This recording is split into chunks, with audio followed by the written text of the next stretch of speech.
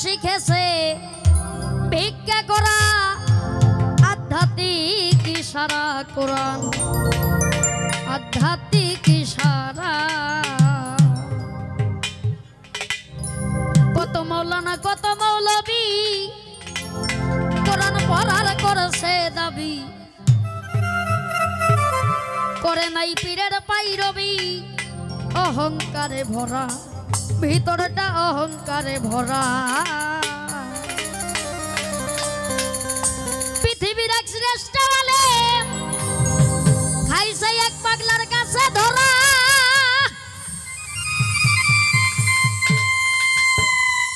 আলেম কই কোরআনের মর্ম,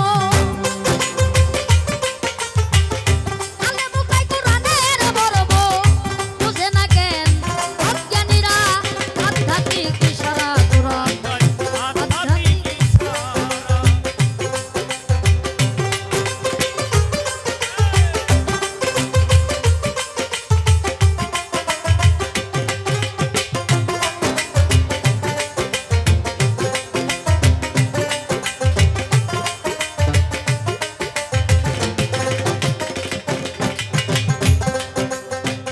কত মাওলানা কত মৌলবী কোরআন পড়ার করেছে দাবি, করে নাই পীরের পাইরবি, অহংকারে ভরা অহংকারে ভরা ছিল অহংকারে ভরা।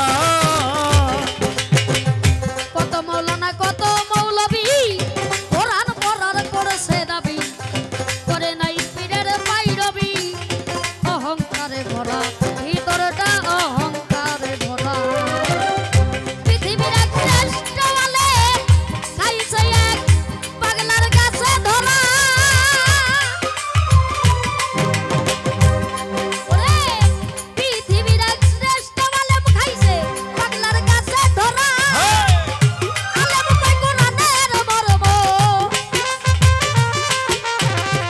আলেম কই কোরআনের মর্ম, বুঝে না কেন অজ্ঞানীরা আধ্যাত্মিক ইশারা কোরআন বাবা আধ্যাত্মিক ইশারা আধ্যাত্মিক ইশারা কোরআন আধ্যাত্মিক ইশারা।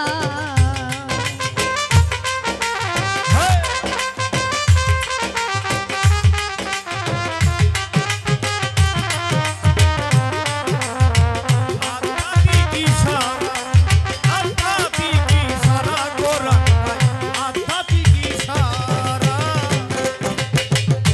দরদি রে সেই পাগলা আল্লাহওয়ালা পাগলা ছিল, হ্যাঁ বাবা তার ছিল না কোনো ধন দৌলতের অহংকার। আর এক ছিলেন মাওলানা জালালউদ্দিন রুমি, তিনি বিশ্ববাসীর কাছে অনেক প্রিয় ছিলেন। তিনি 14 কারি হাদিস পড়েছিলেন। একদিন আমার রাসূল পাক সাল্লাল্লাহু আলাইহি ওয়াসাল্লাম স্বপ্নে এসে বললেন, হে মাওলানা রুমি, তুমি 14 কারি হাদিস পড়েছো ঠিকই, ওই হাদিসের কোনো মূল্য নাই। কেন না?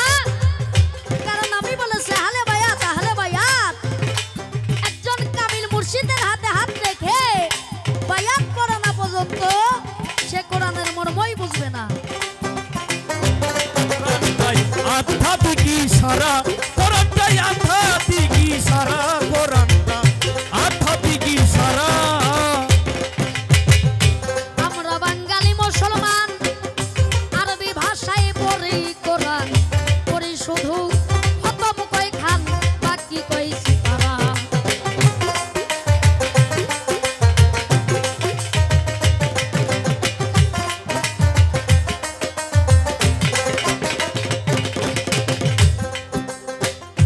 আমরা বাঙালি মুসলমান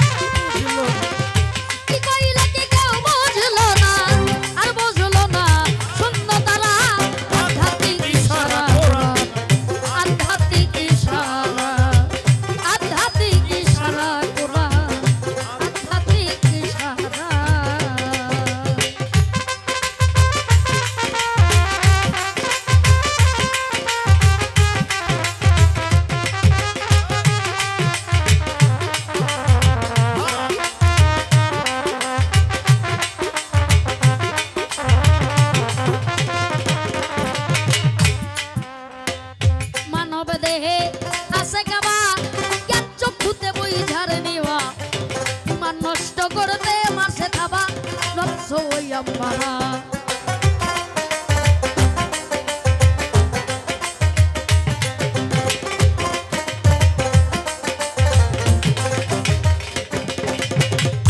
মানব দেহে আছে কাবা জ্ঞান চক্ষুতে বুঝারে নিবা ইমান নষ্ট করতে মারছে দাবা নফসোয়াম্মারা ওরে নফসোয়াম্মারা